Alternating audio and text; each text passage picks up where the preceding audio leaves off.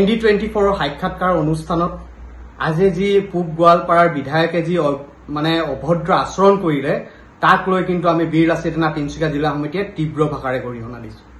আমি এটা কথা বুজিবলৈ পৰা নাই যে তেওঁ মিয়াৰ পক্ষত গৈ অসমত তেওঁ কেনেকৈ ৰাজনীতি কৰিব পাৰিছে। অসমীয়া জাতিটোৱে এই ভণ্ড এই যি মিয়াৰ দালালসমূহ আছে এওঁলোকক কিন্তু চিনি থোৱা উচিত। আৰু আমি ৰাজদীপ বাইলুং বৰুৱাক আমি তেওঁলোকে যি সিদ্ধান্ত লৈছে কংগ্ৰেছক বৰ্জন কৰা তাক আমি ধন্যবাদ জ্ঞাপন কৰিছো।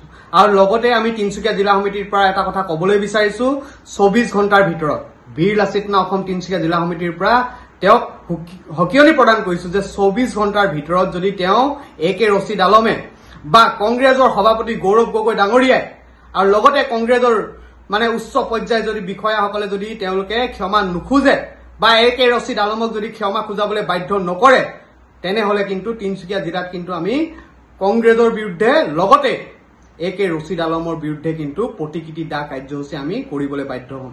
আমি এটা কথা স্পষ্টকৈ কৈছো, আজি এটা কথা প্ৰমাণ হৈছে যে AK ৰছিদ আলম বোলা ভণ্ডজন আৰু তেওঁলোকৰ নেতৃত্বত কিছুমান বিধায়ক যে আজি মিয়াক লৈ কিনে তেওঁলোকে ৰাজনীতি কৰিছে আৰু সেইকাৰণে তেওঁ মিয়াক ৰক্ষণাবেক্ষণ দি আজি যি মানে অভদ্ৰ আচৰণ তেওঁ যি কৰিছে তাত প্ৰমাণ কৰি দিছে যে কংগ্ৰেছে মিয়াৰ দালাল হয় আৰু কংগ্ৰেছ চৰকাৰে মিয়াক লৈ কিনে ৰাজনীতি কৰি আহিছে। তেওঁলোকে অসমীয়া জাতিটোৰ কথা চিন্তা কৰা নাই। এই কথাষাৰ কিন্তু আজি এই অনুষ্ঠানটোৰ পৰা কিন্তু প্ৰমাণিত হৈছে।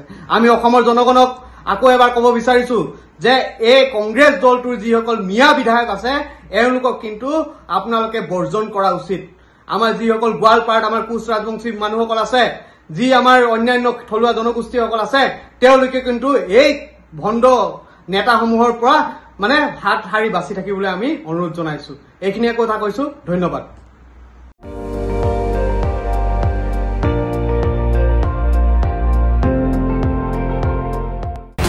আপুনি চাই আছে ND24, সৰ্বশ্ৰেষ্ঠ নহয় সৰ্বোত্তমৰ দৌৰ।